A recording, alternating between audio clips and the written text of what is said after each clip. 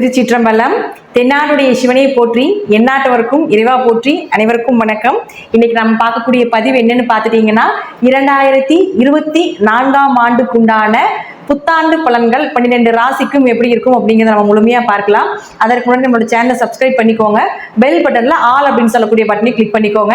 அப்பதான் நம்ம போடக்கூடிய அனைத்து பதிவுகளுமே உங்களுக்கு வந்துகிட்டே இருக்கும். நம்மளுடைய சேனல்ல ஆன்மீகம் சம்பந்தப்பட்ட விஷயங்கள், கோவில் வழிபாடுகள், பரிகாரங்கள் எல்லாமே கொடுத்துட்டு இருக்கிறோம். நீங்க அதையும் பார்த்து பயன்பெறுங்கள். மேஷ ராசிக்கு உண்டான 2024ஆம் ஆண்டு எப்படி இருக்கும் அப்படிங்கிறத பார்க்கலாம். மேஷ ராசியை பொறுத்த வரைக்கும் பார்த்துட்டீங்கன்னா, இந்த வருடம் ராகு கேதுவும் அங்கதான் இருக்க போறாங்க, சனி பகவானும் அங்கதான் இருக்க போறாங்க. குரு பகவான் மட்டும் உங்க ராசியிலிருந்து 2வது ராசிக்கு வர போறார். மிகப்பெரிய யோக காலம் அப்படிங்கிறது இந்த மேஷ ராசிக்காரர்களுக்கு உண்டு. ஏன்னா குரு பகவான் ஜென்மத்தில், அதாவது உங்க ராசியில் இருக்கிறப்போ என்ன பண்ணுவார் அப்படின்னு பார்த்துட்டீங்கன்னா, இந்த இடத்தில் இருக்கக்கூடிய அனைத்து கெட்ட விஷயங்கள் என்னென்ன அப்படிங்கிறதையும் காட்டிடுவாரு. அதே போல நல்ல விஷயங்கள் என்ன அப்படிங்கிறதையும் காட்டிடுவார். குரு நிற்கக்கூடிய இடம் பால் அப்படின்னு சொல்லுவோம். ஆனா அது என்ன அப்படிங்கிறது முழுமையான வரி என்னன்னு பாத்தீங்கன்னா, குரு நிற்கக்கூடிய இடத்தில் இருக்கக்கூடிய கெட்ட விஷயங்களை பால் செய்து விடுவார், அழித்து விடுவார் அப்படிங்கிறதா முழுமையான விஷயம். அதனால குரு பகவான் அப்படின்னு பாத்துட்டீங்கன்னா, இந்த வருடம் அவர் மட்டும்தான் மாறக்கூடிய ஒரு சூழ்நிலையில் இருக்காரு. சனி வக்ரமாவார், குரு வக்ரமாவார். அது அப்ப பாத்தீங்கன்னா நம்ம என்ன நடக்கும், சின்ன சின்ன சண்டை சச்சரவு பிரச்சனைகள் வரும், கொஞ்சம் நோய் வரும். அதெல்லாமே பெருசா நம்ம எடுத்துக்க வேண்டியதில்லை. ஆனா ஒரு வளர்ச்சி, பொருளாதார வளர்ச்சி, குடும்பம் சார்ந்த ஒற்றுமை, திருமணம், சுப நிகழ்ச்சிகள் எல்லாமே பார்த்துட்டீங்கன்னா இந்த ஏப்ரல் மாசத்துக்கு மேல இந்த அஸ்வினி நட்சத்திரம், பரணி நட்சத்திரம் மற்றும் கிருத்திகை நட்சத்திரம் 1ஆம் பாதத்தில் பிறக்கக்கூடிய அனைவருக்குமே நடப்பதற்குண்டான வாய்ப்புகள் உண்டு. ஏன்னா உங்க ராசிக்கு 2ஆம் இடத்துல குரு வரும்பொழுது ராசியை பார்ப்பார். அதாவது குரு பலன் இருக்கக்கூடிய ஒரு காலகட்டங்கள். இந்த குரு பலன் இருக்கக்கூடிய காலகட்டங்கள்ல பார்த்தீங்கன்னா, நீங்க செய்கின்ற அனைத்து விஷயங்களுமே உங்களுக்கு சாதகமாக வரும்.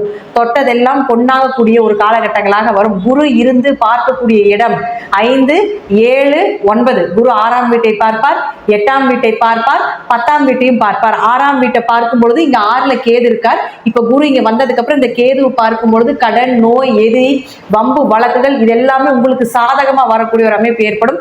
கடன் அடைபட வேண்டிய ஒரு சூழ்நிலைகளும் உண்டு. அதெல்லாம் பயப்பட வேண்டிய அவசியமே இல்லை.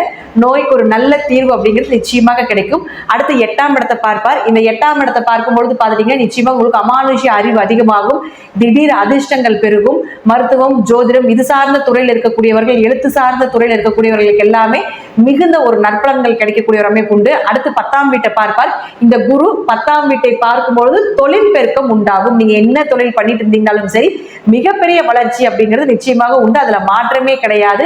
தொழில் நஷ்டம் அடைந்திருந்தாலும் கூட, ஏன்னா 1.5 வருஷம் அங்கிருந்து வரைக்கும் கணவன் மனைவி பிரச்சனை, தொழில பிரச்சனை, என்ன பண்றதுன்னு முடிவெடுக்க முடியாத ஒரு தன்மை, நிறைய லாஸ் இதெல்லாமே சந்திச்சுட்டு இருப்பீங்க.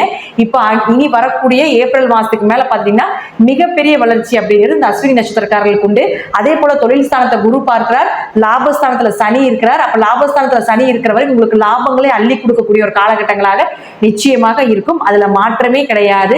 மாணவர்கள் படிப்பில் நல்ல மார்க் வாங்கக்கூடிய ஒரு சூழ்நிலைகள் ஏற்படும். வெளிநாடு, வெளியூர் பயணங்கள் இது எல்லாமே 12ஆம் இடம் தான். அந்த 12ஆம் இடத்து ராகு இது எல்லாமே ஏற்படுத்தி கொடுப்பார்.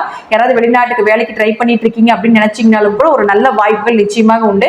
மருத்துவ செலவுகளும் உண்டு. பயணம் சார்ந்த விஷயங்கள் அதிகமாக ஏற்படுவதற்குண்டான வாய்ப்புகளையும் ஏற்படுத்தி கொடுப்பார்.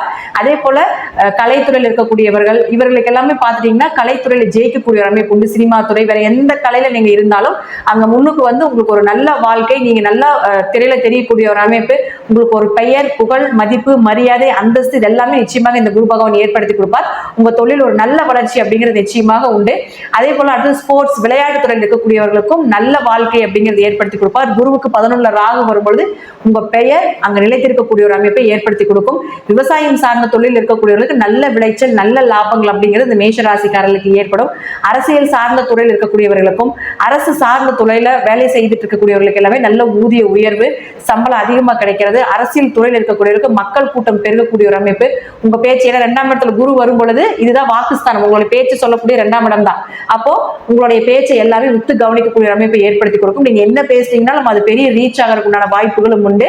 மேஷ ராசியை பொறுத்த வரைக்கும் பார்த்துட்டீங்கன்னா, இந்த வருடம் ஏப்ரல் மாதத்துக்கு மேல உங்களுக்கு சிறப்பா இருக்கக்கூடிய ஒரு அமைப்பு. ஏப்ரல் மாதத்துக்கு மேல உங்களோட பிளான் எல்லாமே வச்சுக்கோங்க. வரக்கூடிய காலங்கள் உங்களுக்கு பொன்னாக மாற எங்களுடைய வாழ்த்துக்கள். நன்றி. மீண்டும் ஒரு நல்ல பதிவுல சந்திக்கலாம். திருச்சிற்றம்பலம், தில்லையம்பலம், ஸ்ரீ நரசிம்மர் திருவடிகளே சரணம்.